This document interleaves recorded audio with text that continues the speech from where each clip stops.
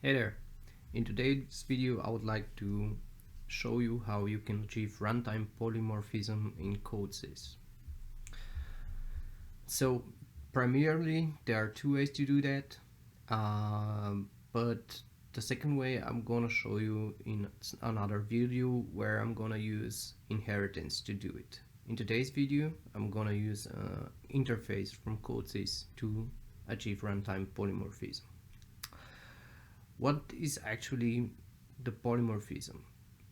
The word polymorphism means having many forms, and primarily in the programming languages we have two types of polymorphism: compile-time polymorphism and runtime polymorphism. Unfortunately, CODESYS doesn't have compile-time polymorphism, so I'm gonna explain to you what it is. But let's start with the runtime polymorphism, and this is also known as dynamic polymorphism or late binding. And in runtime polymorphism, the function call is resolved in the runtime. In contrast to the compile time or static polymorphism or early binding, the compiler deduces the object at runtime, and that's not the case at the compile time polymorphism. So let me make an example for compile time polymorphism. In the high level programming languages like Java, C++, the function overloading and operator overloading is also known as compile time polymorphism. This is nothing else. We have a function add that is returning an integer and has two arguments from type int. So this function just adds a and b and return them. We can have a function with the same name, add, but this time the two arguments are from type double and the return time is double. Now when we call the function, at compile time it is resolved which function version will be called. Here we're gonna call the int version because we have whole numbers, and here we're gonna have the double version because we have a decimal point. That's actually the compile time polymorphism. So I've said that I'm gonna use an interface to achieve runtime polymorphism in my CODESYS project. So the object interface describes a set of methods, method and property prototypes. That means that the methods and the properties contain only declaration and no implementation. So they're abstract, and this allows different function blocks that have, let's say, common properties to be used in the same way. So I'm gonna create my interface. So this is an object from type interface. Let's name this one interface area, because for this project I would like to calculate the area from an ellipse and calculate the area from a rectangle. That's why I'm gonna create an interface with the name area. To calculate the area, I'm gonna need a method that's gonna do that for me. So let's name it method area, and I'm gonna return a string just so I can type something. As we can see, for our rectangle or our ellipse, we need exactly two parameters, a and b, axis a, axis b, or the length and the width. It doesn't actually matter what we how we code those properties. Those are just two properties that gonna be multiplied with each other. So let me create two properties. This will be let's name it argument1. It's gonna return a real,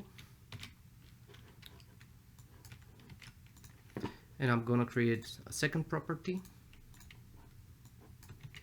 argument2, then it's gonna return real as well. Now, as you can see, this method is totally abstract and it doesn't have a body, so I cannot generate any code, as I said. What is the property? The properties are an extension of the ESS standard and a tool for object-oriented programming. The properties are used for data encapsulation, and we can, when the data is encapsulated in the function block, we can access this data with the two methods, get and set. We can write to the data or read the data in the function block. That's why we have those two methods as well. Of course, you can delete one of them if you don't need it, but for the purpose of this video, I'm just gonna leave it like this. So let me create now my function blocks. As I said, I'm gonna create a rectangle and an ellipse. So this is function block, let's say ellipse. And this function block will implement this interface because, as I said, we have common properties and we can use it in the same way. So this is the function block ellipse and implements the interface area.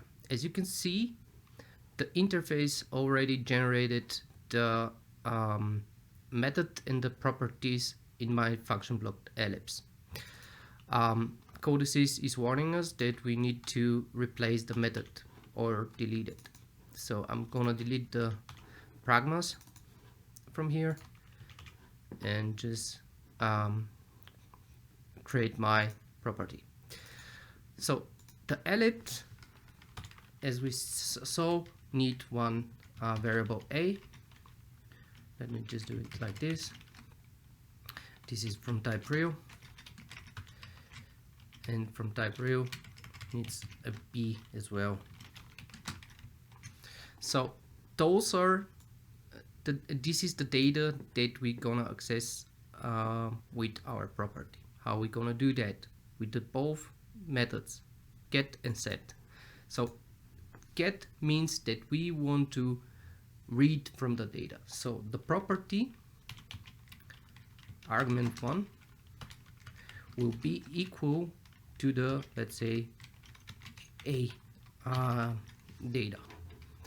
And set means that we want to write that to the data, from the property to the data.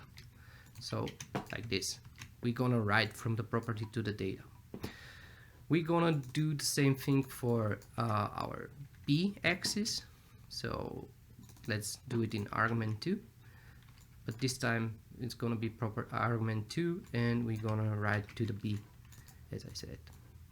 And we can write the data like this from the property, like this. Now, for my area, for the calculation of my area, as we can see, it's pi multiplied a multiplied b. So what I need here, let me just declare our buffer variable.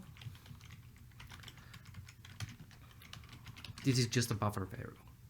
So the buffer variable is going to be equal to pi, which is 3.14, multiplied the property argument1 and property argument2. So like this, we are reading the value of the data. If we use the property like this, let's say 23, we are writing to the data. So this is the set and this is the get method.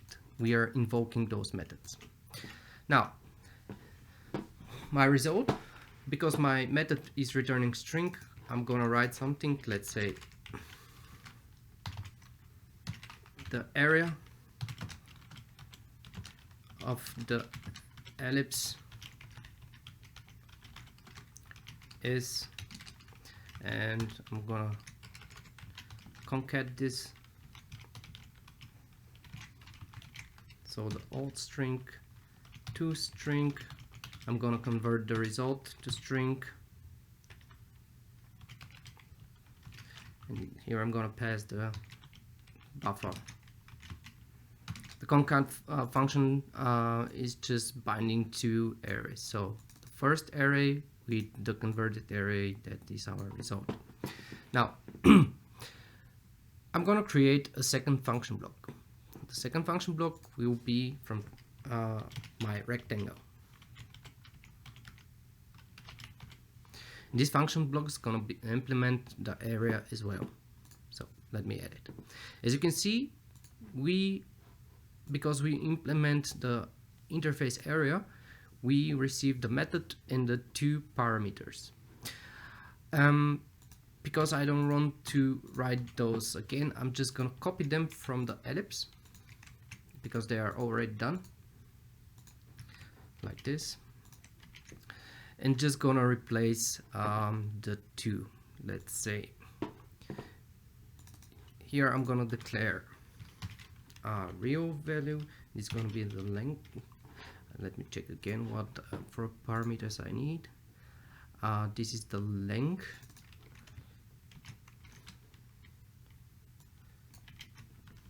which is from type real, and then I'm gonna need the width,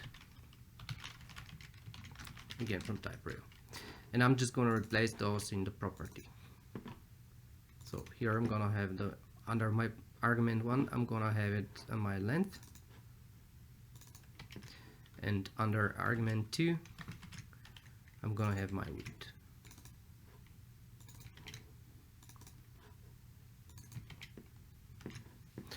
Now, as I said, we can use a common functionality.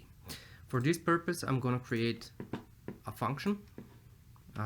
Let's call it function area, that returns a string, because our methods from the interface returns a string. And this function will have as an input, first of all, the interface area. So this will be from type ATF area. Then I need the, let's say, parameter argument 1, which is from type real, and argument 2, which is from type real as well. Now I can use the interface to access the property and write to it. This property is my length and my x is a, so let me write the argument 1 to it. And exactly the same way I can write to the property 2, which will be my x is b and my width. So this will be equal to the argument 2 as an input. Of course, I need to invoke the method of the interface. That means here I have the method area. And because my method is returning a string, I'm just gonna pass it to the function and return the result from the function. Now I have already prepared some toggle variables where I'm gonna create two function blocks. And let me declare yet two instances of our function blocks. The first one is from type ellipse, so this is from type function block ellipse, and the second one is from type rectangle.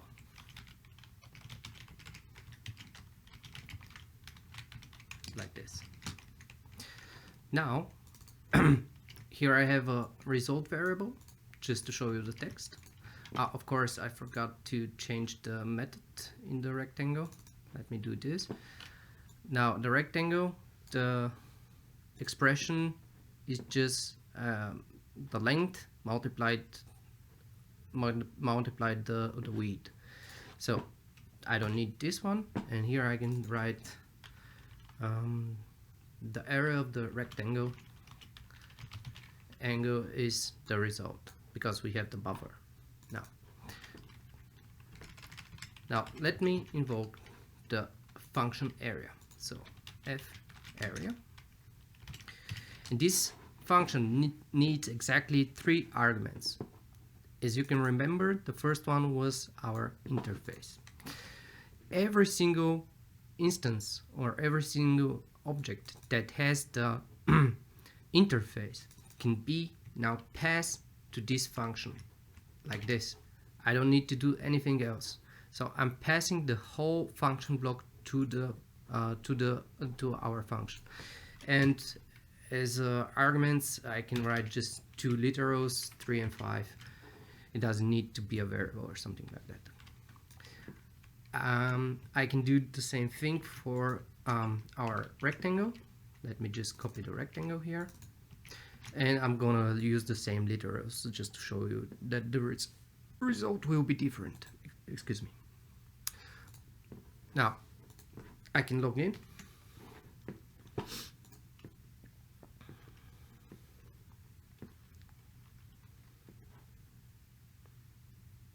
Start my POC, and when I toggle this bit, I'm gonna call the function with the instance of fb ellipse. This will invoke the interface, will invoke the method of function block ellipse, and we're gonna write 3 and 5 to the data of the function block ellipse. Let's give this a try. Now, as you can see now, we have 3 and 5 for A and B for our ellipse, and the result of the method or the function, the area of the ellipse is 47.1, because we were invoking this method. Now if I toggle this bit for the rectangle, we're going to receive the area of the rectangle is 15, and as you can see here, the length and the width are also written down. So guys, this is one of the ways how you can achieve runtime polymorphism in CODESYS, having many forms. In the next video, as I said, I'm gonna use inheritance, an abstract class, and pointer to the base class to show you how you can achieve runtime polymorphism in other ways. Thank you for watching, and have a good one.